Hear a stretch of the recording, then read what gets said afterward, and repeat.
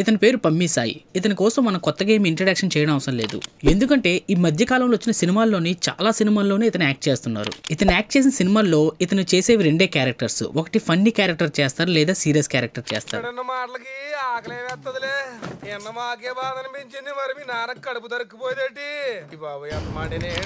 అయితే ఇప్పుడైతే ఇతనికి సినిమాల్లోని మంచి క్యారెక్టర్స్ వస్తున్నాయి కానీ ఒకప్పుడు ఇతను కనిపించే క్యారెక్టర్స్ అన్ని చాలా చిన్నవి. ఆ చిన్న క్యారెక్టర్స్ ఇతని కోసం ప్రత్యేకంగా ఒక పెద్ద డైరెక్టర్ ఇతని కోసం అని రాసేవారు. అతను ఎవరో కాదు, మన త్రివిక్రమ్ శ్రీనివాసరావు గారు. ఆయన రాసుకున్న స్క్రిప్ట్ లో ఇతనికి అనేది చిన్న క్యారెక్టర్ కంపల్సరీగా ఉంటుంది. త్రివిక్రమ్ గారికి పమ్మి సాయి గారికి ఫస్ట్ పరిచయమైన మూవీ అతడు. మొన్నొచ్చిన అతడు మూవీ దగ్గర నుంచి గుంటూరు కారం వరకు వీళ్ళిద్దరు కాంబినేషన్ ఇంకా సాగుతూనే ఉంది. అయితే త్రివిక్రమ్ శ్రీనివాసరావు గారు పమ్మి సాయి గారిని ఈ స్థాయి వరకు ఎలా తెచ్చారో ఒకసారి చూద్దాం.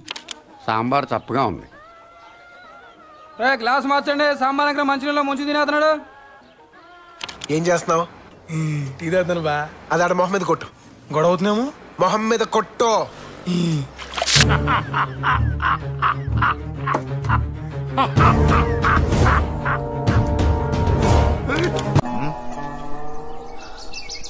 బండి తీయమంటారా?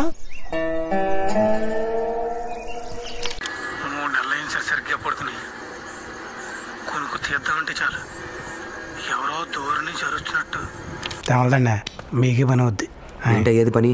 నువ్వేమన్నా రామచంద్ర గారి అబ్బాయివా? ఆ అమ్మాయి చాలా ప్రాక్టికల్. అసలు ఇలాంటివి చెప్పారు రెడ్డి చెడగొట్టాడు.